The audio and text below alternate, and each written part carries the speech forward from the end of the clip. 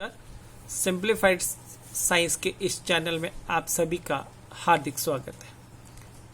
आज हम class 10th के सेकंड चैप्टर एसिड बेस और सॉल्ट के बारे में कुछ अध्ययन करेंगे और इस वीडियो में हमारा जो मेन फोकस रहेगा reaction of acid with the metals, with carbonate and bicarbonate and with base.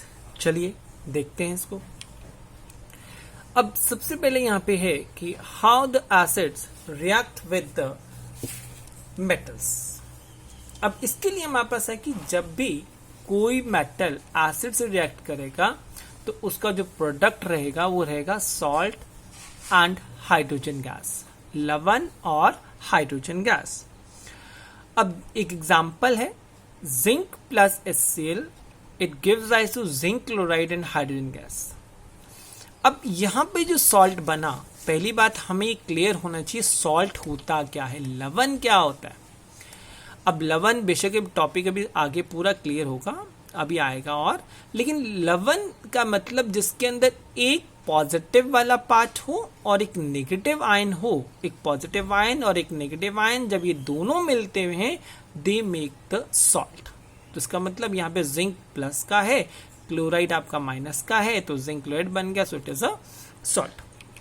ये इसका एक डायग्रामेटिक रिप्रेजेंटेशन है इसके प्रोटेस्ट की एक्सपेरिमेंट की, कि हमने एक फ्लास्क ली और फ्लास्क के अंदर में ग्रैन्युलेटेड जिंक लेना है। ग्रैन्युलेटेड जिंक इसके छोटे छोटे पीसेस हैं और ये प्योर नहीं होगा, इसमें थोड़ी बहुत इम्प्योरिटीज होंगी जो कि कैटलिस्ट का काम करती हैं। और ऊपर से हमने थिसल फनल से सल्फ्यूरिक एसिड इसमें डालना है और हाइड्रोक्लोरिक एसिड डालना। अब रिएक्शन में हाइड्रोक्लोरिक एसिड है तो हम हाइड्रोक्लोरिक एसिड ही यूज करेंगे यहाँ पे। तो हाइड्रोक्लोरिक एसिड से रिएक्शन के बाद जिंक क्लोराइड यहीं रहेगा और हाइड्रोजन गैस इस ट्यूब से होती हुई बबल करते हुए यहाँ पे कलेक्ट हो जाएगी। अब जब यहाँ कलेक्ट होगी, इनिशियली ये पूरा वाटर से भरा था, अब ये यहाँ पे वाटर शिफ्ट हो गया। इट शोज कि हाइड्रोजन गैस हमारी लाइटर है और पानी में इनसॉल्युबल है, इस कारण वो हाइड्रोजन गैस ऊपर आ गई और पानी को उसने नीचे भेज दिया।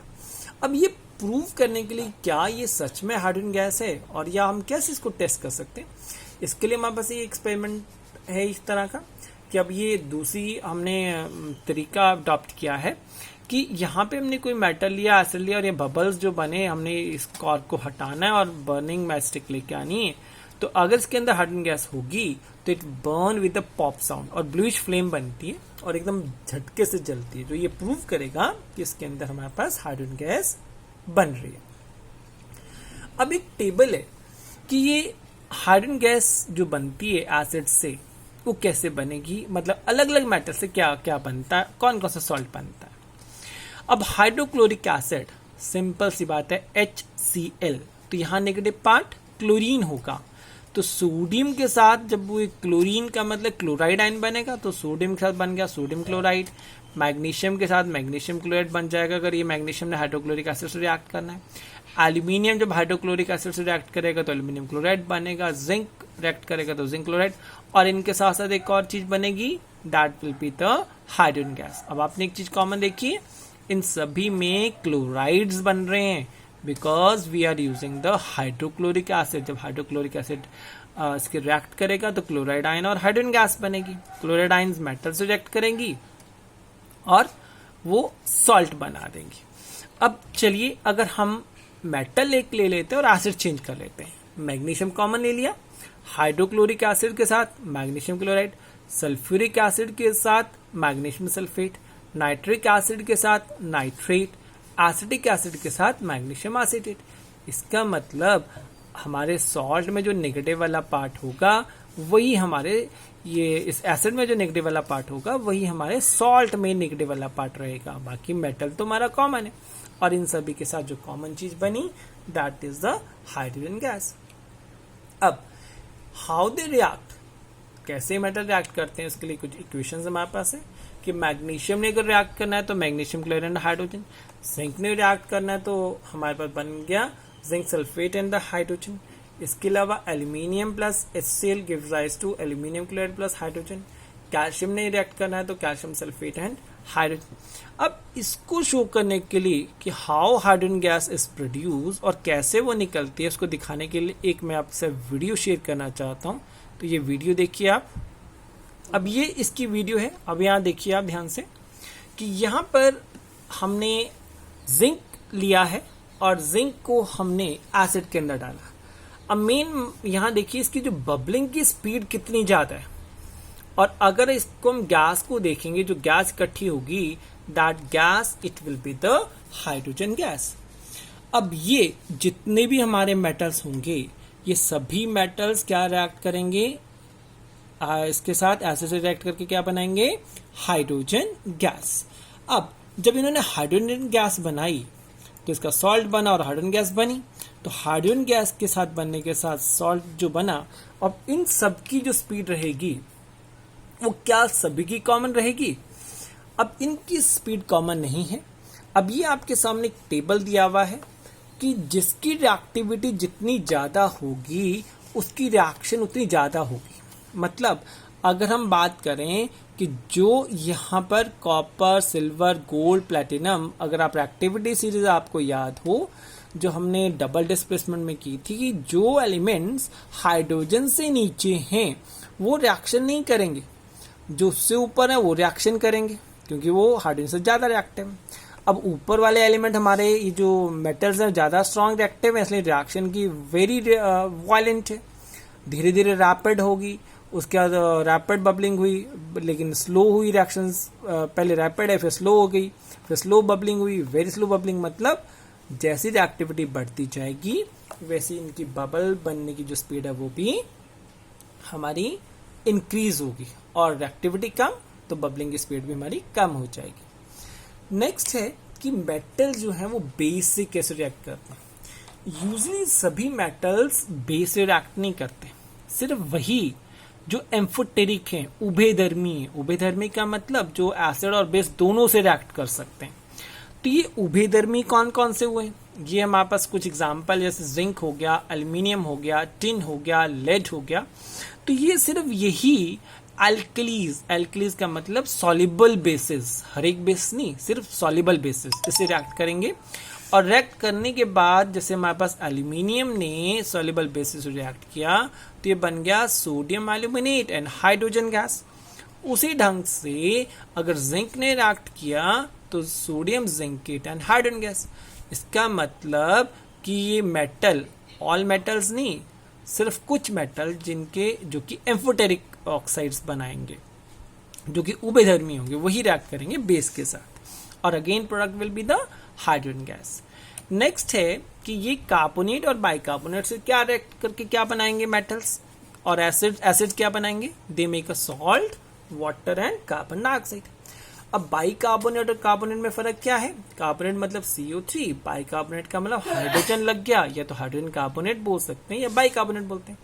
अब ऐसे में calcium chloride, water and CO2, अब ये कॉमन देखो, दोनों में वाटर एंड CO2 कॉमन है, लेकिन हमारे सॉल्ट, ये जो कैल्शियम एंड सोडियम जो डिफरेंट है, ये डिपेंड करेगा हमने कार्बोनेट और बाइकार्बोनेट कौन सा लिया। देन ये कुछ एग्जाम्पल दिए हुए। अब इन सब के साथ अब ये एसिड्स लिए और ये कार्बोनेट, जिंक कार्बोनेट लिया तो नाइट्रिक एसिड्स क्या बनाएगा, ये हमारे पास सिर्फ इसकी हम बात करेंगे पहले वाले की जिंक नाइट्रेट, बाकी दो चीजें बनेंगी, वाटर और CO2।